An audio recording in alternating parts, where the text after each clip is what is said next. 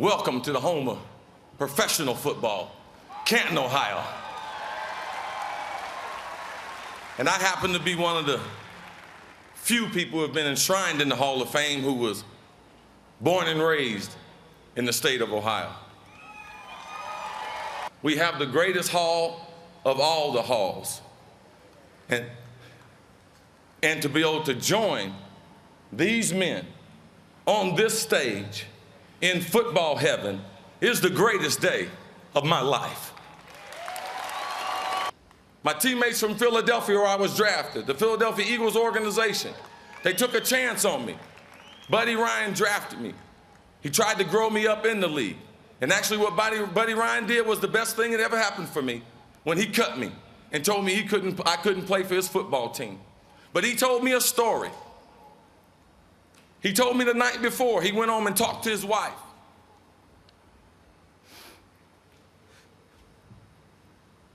And he asked his wife what he should do.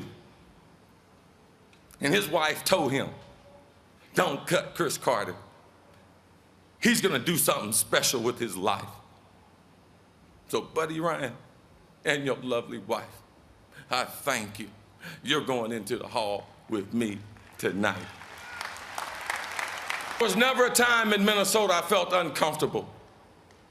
Based on the teammates I played with, 6 guys in the Hall of Fame, 5 of us played in Minnesota. Randall McDaniel, unbelievable left guard, one of the best human beings you could ever meet. Big Zim, left tackle, played with him a few years, never practiced with him at training camp, never wanted to practice. Big Zim, Hall of Famer. Little Muscle, Johnny Randall, the hardest working man I ever been around. Warren Moon, who I played only 2 years with, I only caught 244 passes and 24 touchdowns in 2 years from Warren Moon. I've always had good teams around me. And guys, you set a standard.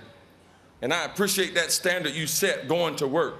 And you guys showed me what it meant to be a pro. And you guys helped me in the transition. You knew I had tremendous issues, but you never held that against me. And I appreciate it that now I stand here with you, and I'm forever indebted to you. And when the Vikings acquired me from Philadelphia, like most pro teams, they don't know the intel on the player till they get the paperwork, but they had already had my contract by then. But we, like Whitney, he hooked me up with a good friend of his. Her name is Betty Trilogy, and she happens to be one of the best friends a person could ever have. The reason why, because she didn't teach me how to catch or run routes, but she taught me how I could live a life and have power over my life. And my demons didn't have to always haunt me. And she asked me on September 19th, she said, "Cris, can you just not have a drink for 1 week?" And since September 19th, 1990, because of Betty Trilogy and Wheelock Whitney, I've been able to keep that program together. And for them, I would not be going into the hall.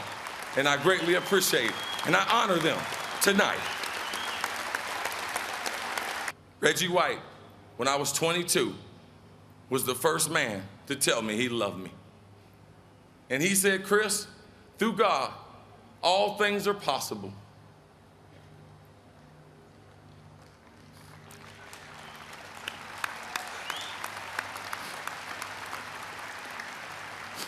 Now, there might be a lot of people you might question where they at, but I know, big dog, I know you looking down, and I know you're happy with me. I appreciate you, Reggie.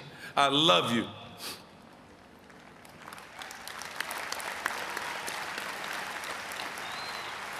I love my family, and I love my friends who stuck with me. And just like these guys, I love football. I love this game. This game gave me identity.